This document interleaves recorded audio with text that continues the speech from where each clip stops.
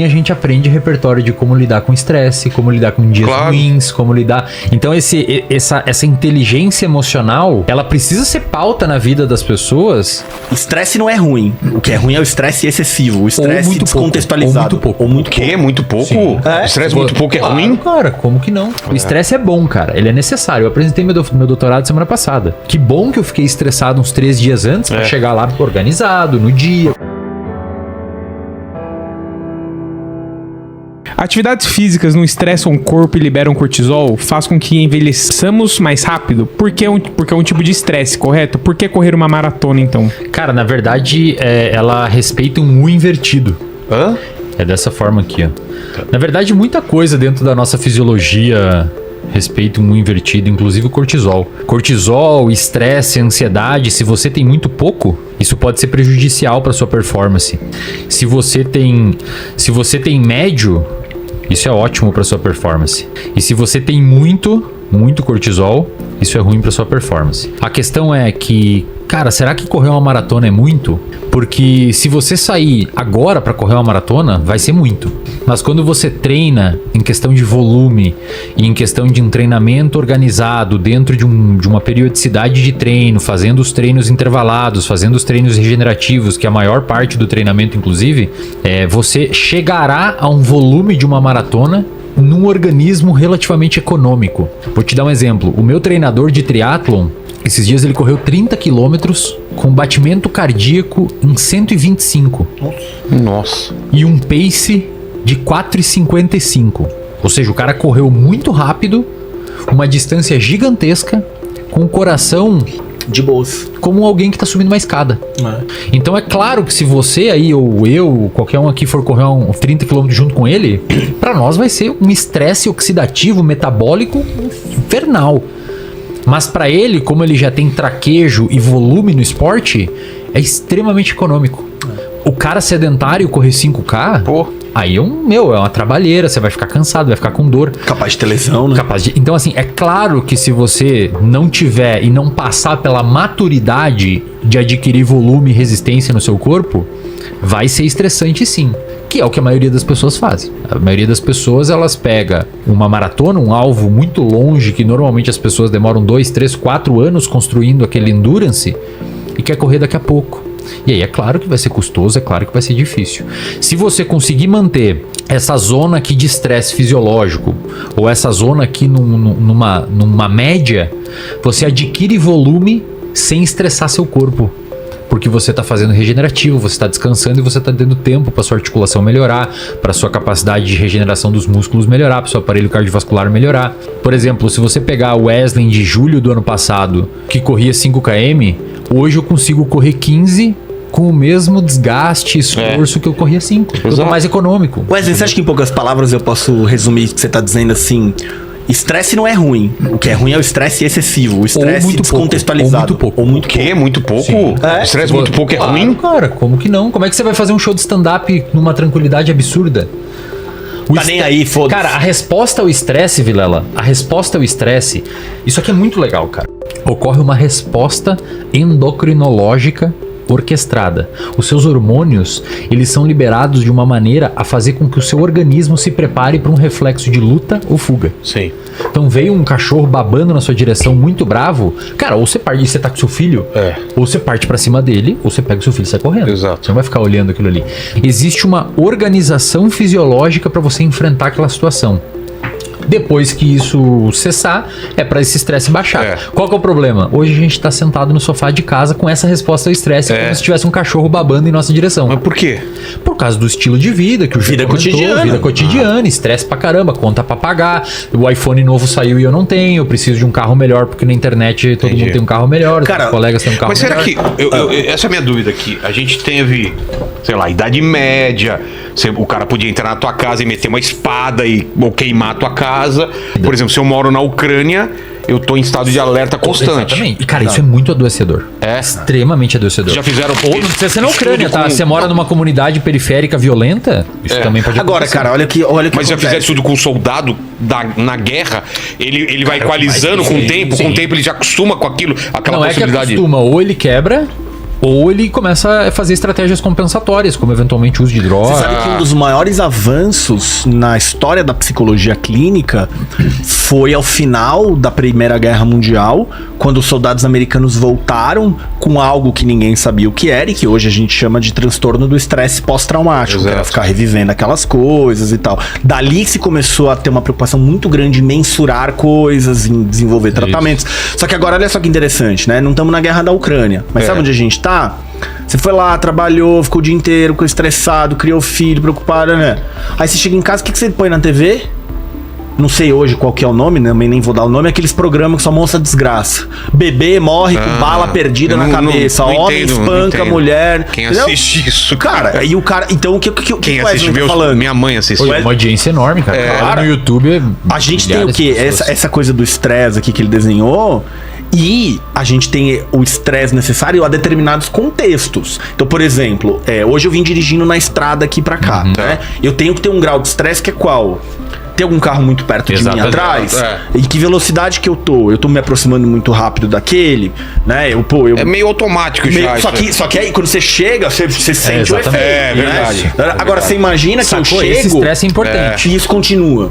É, exatamente. Ou você já tá imaginando na volta e não consegue se concentrar aqui. Eu consigo aqui porque amanhã eu vou pegar a estrada de novo, né? Já então, tá sofrendo. O estresse é necessário, só que ele precisa ser contextualizado. Entendi. Aqui ele precisa. Então, quando o Wesley vai correr, são essas perguntas que o médico vai falar quando vai definir se esse estresse é bom ou mal. E assim, o cérebro, conforme ele se submete a esses contextos de estresse, dependendo do quanto ele interpreta que aquele estresse está te ajudando, ele fica melhor em sentir estresse. Então, entendeu? É isso. Vira um feedback positivo. Exatamente. Eu acho que esse é o meu caso. Eu me acostumei tanto a viver estressado, porque eu trabalhava na época da produtora, era com agente de publicidade, que era aquele estresse constante de alteração, vai dar merda e exatamente não sei o quê. Toda hora aí chega um momento que você fala, sexta-feira o telefone vai tocar, o coração dispara um pouco, mas você sabe que vai dar conta, que vai dar certo e não sei o quê. E outra, cara, sabe com quem que acontece muito esse negócio de se habituar a um padrão disfuncional e não perceber e achar que aquilo é normal? Não, um fenômeno. Pessoas que dormem mal. Por quê? A pessoa, ela dorme mal há tanto tempo que ela nem sabe mais o que é dormir bem. Ela perdeu a noção, perdeu a referência. Eu não sei, eu posso estar nesse caso. Estresse também, talvez você tenha esse estresse. Você tá tanto tempo estressado que você não sabe o que é não estressar. E aí, às vezes, o que acontece? Você só se dá conta quando começa a aparecer os problemas. Por exemplo, dor de cabeça crônica. Alguns sintomas de depressão. Dor na cor, hormônio ferrado. Aí você, peraí. Porque isso daqui, cara, ele não vem puro. Quem dera se fosse só o estresse puro. Mas daí o que você faz? Você come, você bebe, tá ligado? Você tem estratégias compensatórias que pioram o quadro. Por quê? Porque momentaneamente essas estratégias compensatórias funcionaram. Então a pessoa, ela tá estressada, bebeu álcool, desceu o estresse momentâneo. Falou, opa, álcool tá me ajudando, apaguei. E aí ela perpetua esse comportamento de uso de álcool e quando vê ela tem mais um problema, que é o uso crônico de álcool. Tá ficando dependente da utilização de álcool. Ou aí eventualmente coloca algum medicamento ali que não deveria, ou não procura ajuda, que faz estratégias por si própria. Então o estresse, ele não vem junto nesse... O estresse é bom, cara, ele é necessário. Eu apresentei meu doutorado semana passada. Que bom que eu fiquei estressado uns 3 dias antes pra chegar lá organizado, no dia. Porque ao contrário disso é não ligar e... Daí o cara não se prepara. O cara não faz nada, né, velho? Só que, ao mesmo tempo, se ele fica tão preocupado que ele quer ficar revisitando a mesma coisa e aí ele não consegue dormir, ele chega em que estado pra Mas eu tive esse problema, até por isso que eu parei de fazer um pouco de, o show. Claro que um dos motivos é não ter tempo hoje em dia. Poderia fazer alguns... O stand-up, mas foi a falta de estresse ao entrar no palco. Como assim? Eu não tinha mais frio na barriga entrar no palco. A coisa era tão natural pra mim, então... Mas você começou a achar isso ruim? Eu achei. Eu começava a me colocar em situações pra sentir aquilo de novo. Ou seja, eu entrava com uma piada fazendo pela primeira vez, que era uma coisa que dava um frio na barriga, porque você vem com um texto que você já tá... Você sabe onde a galera vai rir. É meio quase uma música. Então você chega e faz uma coisa que você nunca fez. Ou então você, no meio da piada, você vai pra um lado totalmente, ou interage com a plateia e tenta voltar pra ela. Eu colocava meio os obstáculos pra tentar me manter vivo naquilo, porque tava virando meio a mesma coisa assim. Você deixava imprevisível o negócio. Mas mesmo assim ainda não tava legal, não era aquela mesma sensação habituou, né? dos primeiros anos que eu tinha que, caramba, Então, como vai ser cara, hoje e tal. É por isso que o estresse, ele é uma curva em U invertido. Você trouxe pra ponta de cá, tava muito tranquilo, muito sereno. É importante esse Pra algum desafio. tipo de produção artística, é complicado você estar totalmente confortável, Exatamente. né? Então é por isso que esses mecanismos de estresse na dose certa é maravilhoso. E cara, se você for parar pra pensar, o ser humano, ele curte estresse. Às vezes a gente paga pra se É isso estressar. que eu ia falar, o cara vai saltar de paraquedas. Exatamente. Aí Montanha russa. O cara paga pra se montanha estressar, russa é velho. isso, é. A gente paga pra se estressar, entendeu? De tanto Por que a quê? gente gosta desse nível Porque de estresse. é a sensação de você ir a uma situação limite e sair dela com vida, Exatamente. sair dela Você bem. vencer aquela barreira, isso é recompensador. Só que, de novo, cara, é um equilíbrio muito fino que ele começa, esse seu sistema de secreção de hormônio, principalmente o cortisol, ele começa a ser moldado quando você tá na barriga da sua mãe, cara. Ô, louco. Aham. A gente tem estudos mostrando, se você pega, por exemplo, um camundongo, e você pega a mãe do camundongo que tá prenha do bichinho na barriga, e você estressa ela, o filhinho, ou você separa, ou você estressa e separa ele de uma separação materna na infância. Na idade adulta, quando você estressar ele com um choquezinho ou com frio, ele vai liberar mais cortisol, no caso dele corticosterona, do que o animal que não foi estressado. Então o sistema dele fica mais sensível. Entendi. Ele é um cara mais fácil de ser estressado. Isso já foi visto em macacos também, e já tem testes com curva de cortisol A em gente humanos. pode colocar pra geração mais nova que os pais protegem tanto de desafios ou de decepções que ele tá menos preparado Exato, a se exatamente. estressar. Exato. mesmo. Porque existe uma coisa que é o repertório. É, Então pensa num repertório, por exemplo. Você fala inglês? mal. Mal. Mas você tem um repertório. Agora imagina que a gente tem repertórios, cara, pra tudo. Pra lidar com frustração, pra pensar criticamente, pra pensar mais racionalmente, pensar mais emocionalmente, maneiras diferentes de atentar, maneiras diferentes de sentir. Mas agora eu me dei conta de uma coisa. Por que na comédia eu me incomodava de não me estressar, não ficar com frio na barriga, e aqui, quanto menos eu tiver essa sensação, eu prefiro. A comédia tem que ter uma cara. O podcast tem que ter outra. Exato. Lá eu tenho que ser criativo. Se lá as coisas derem errado, às vezes é melhor porque eu vou por um caminho engraçado. Aqui, se a coisa der errado... Exato. E outra, por exemplo, na comédia, quem é o protagonista? Sou eu. Você. Aqui quem é? É o convidado, é verdade. Você conduz. Você tá se provando de uma Né? forma diferente que aqui. Você falou de repertório, cara. A questão é, a gente aprende esses repertórios. Repertório Aprende, claro. Tá ligado? Claro. Então, a aqui forma eu, que você eu interage- criei um repertório durante esses 3 anos. Na Exatamente. comédia eu criei um repertório durante 10 anos. E também a gente aprende repertório de como lidar com estresse, como lidar com dias Claro. ruins, como lidar... Então essa inteligência emocional, ela precisa ser pauta na vida das pessoas. Cara, tem um estudo que você falou de hiperproteção dos jovens. Tem um estudo que eles... Isso que não se faz, acho que não fizeram com humanos, mas fizeram com primatas, que é bastante próximo do ponto de vista comportamental e fisiológico da gente, inclusive neurobiológico. O que eles pegaram? Um grupo de primatas... Nasceu os macaquinhos, os primatinhos Sei. lá. Eles separavam momentaneamente esses primatas da mãe, quando eles eram pequenininhos. Mas separavam assim, deixavam 10 minutos numa outra sala e deixavam de novo com a mãe. E num outro grupo eles deixavam com a mãe sempre. Depois da idade adulta, acompanhando as variáveis, eles fizeram alguns testes para ver o quanto esses primatas lidavam com o estresse. Esses primatas que foram afastados momentaneamente da mãe tiveram que interagir num ambiente social com amiguinhos e a mãe não tava perto. Porque primata, cara, é igual. Primata não humano. A gente é primata também, né? Muito Primata parecido. não humano é muito igual, cara. O macaquinho tá mexendo Assustadoramente. ali, aí você mexe aqui, ele te olha e ele sai Sério? correndo onde tá a mãe, cara. E se abraça na perninha da mãe. Cara. Igual uma criança. É. Só que quando você faz isso e não tem a mãe, ele tem que lidar com aquela situação. Pra onde que eu vou? Me escondo, Exato. eu subo na árvore, eu vou com os meus amiguinhos. Os primatas que foram submetidos a isso, na idade adulta, lidavam melhor com estresses subsequentes. Faz Eles todo criaram sentido. um conceito chamado inoculação ao estresse. Inoculação ao estresse. É como se o primata tivesse sido vacinado contra o estresse. Faz todo O que é sentido. inoculação numa vacina? Você desativa o vírus, você injeta o vírus em você, Mais seu fraco. sistema imunológico cria resistência a ele. Os caras estão propondo que a gente consegue fazer isso com estresse.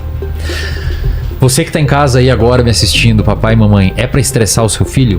Não, tá? Pelo amor de Deus. Prende ele num quarto escuro, tranca ele. Pelo amor de Deus. Qual que é a ideia desse fenômeno? Eu sempre dou esse exemplo porque eu acho muito bom. Você tá no shopping com seu filho e ele fala, papai, chama o moço ali que eu quero pedir um suco. Pede você. É. Se expõe, chama a moça, eu queria um suco. Pequenas resoluções Verdade, de problemas, verdade. entendeu? Pequenos estresses, sabe? Ah, eu tenho que ir lá pra escola, interage com o amiguinho, brinca junto, saiba dividir o brinquedo, saiba manejar essa complexidade que é a convivência social, em vez de ficar aquelas garras. Super protegendo, Exatamente, né? cara, exatamente. Faz todo sentido. Ó, Eu tenho experiência na minha vida isso, cara. Eu era o cara mais tímido do mundo e me incomodava pra caramba, não conseguia fazer nada. E teve um dia que isso me fazia tão mal que eu me lembro hoje, assim, posso voltar pra aquele momento, sentir o que eu tava sentindo. Eu falei, a partir de amanhã eu vou me expor, eu vou tentar apresentar o trabalho lá na frente, vou tentar falar com as garotas, eu vou tentar falar com os caras que são mais velhos. cara. E aí eu fui lá, cara, fui apresentar um trabalho com... Falei, tá, não é tão ruim. Cara, eu me forcei porque era tão mal, mas tão mal o negócio. Me fazia muito mal, cara. Ô, Vilela, eu não conseguia, cara, até o 5º período da graduação, eu não conseguia fazer uma pergunta na sala de aula. Exatamente. Não sei se era o teu nível. Era Eu meu não nível. conseguia levantar Era meu com nível. medo, cara, de fazer a pergunta. A sensação das pessoas De medo. olhando pra mim, tipo, eu levantar e todo mundo olhando pra mim, isso me apavorava. Sabe qual que foi o primeiro trabalho que eu também... Cara, eu tive a mesma virada de chave Aí. que você, cara. Mesma O virada. meu acho que foi fiz na- duas coisas. Eu fui apresentar um trabalho, que eu falei que eu vou apresentar, eu vou ser o cara que mais fala no grupo, e eu fui no DCE da faculdade e falei, ó, toda empresa que chamar estudante de psicologia pra dar palestra de graça, dá meu nome. Dei palestra pra 3 funcionários, dei palestra pra 4 funcionários de microempresa, alguns inclusive devia ser dormiram. micro mesmo. Alguns inclusive dormiram na minha palestra. Você já tá dando pra 4 pessoas a palestra, e 2 dormem, né? Os caras Mas com é isso, querer saber. é você se expor mesmo. Agora, ó, olha- Deixa eu só. Vai. E o trabalho que eu apresentei, por ironia do destino, o primeiro trabalho que eu apresentei, eu falei, eu vou apresentar esse trabalho, foi o trabalho desse livro aqui, no capítulo de transtorno de pânico. Nossa. Transtorno de pânico. Eu apresentando, quase tendo um. Porque eu lendo os sintomas, não sei o que, sudorese, e o cara Eu tô sentindo descendo isso. nas costas aqui, tá ligado? Não, e olha só, Boca eu apresentei o trabalho tão ansioso. Isso é pra galera achar que eu tô falando em público e eu tenho 100 aulas no meu produto e falo em podcast um monte e dou palestra pra milhares de pessoas, pra vocês saberem que não é sempre assim. A gente tem que... O Vilela não nasceu sabendo fazer comédia, o Jean não nasceu sabendo palestrar e dar aula e eu não nasci sabendo falar aqui. Primeiro trabalho, cara, já tava difícil, eu tava sem dormir fazia uma semana. Eu apresentei virado pro quadro, de costa pro público. Eu terminei de apresentar, quase morrendo, e o professor falou, cara, tu apresentou de costa, ficou muito ruim, refaz e volta semana que vem. Nossa, velho. Agora, olha a importância, cara, que tem o ambiente e essas histórias. Quando o Wesley falou, olha, incentiva o seu filho a pedir a comida em vez de você pedir. Tem um conjunto de experimentos que foram feitos lá na década de 70 que foi mais ou menos assim. Cara, isso daí é muito legal, velho. Ó, olha só. Desculpa dizer, mas é a verdade, eram cachorros, tá? Então você tinha cachorro aqui, cachorro aqui, cachorro aqui. Um grupo de cachorro aqui, aqui, aqui. O que acontecia? Esses cachorros aqui, esse chão, de repente, dava um choquinho.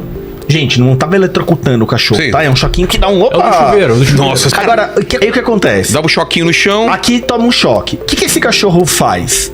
Tem tipo uma alavanca aqui, que se o cachorro ir lá e plaf, ele desliga o choque.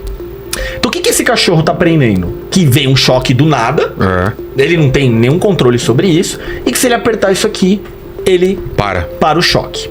Beleza? Certo.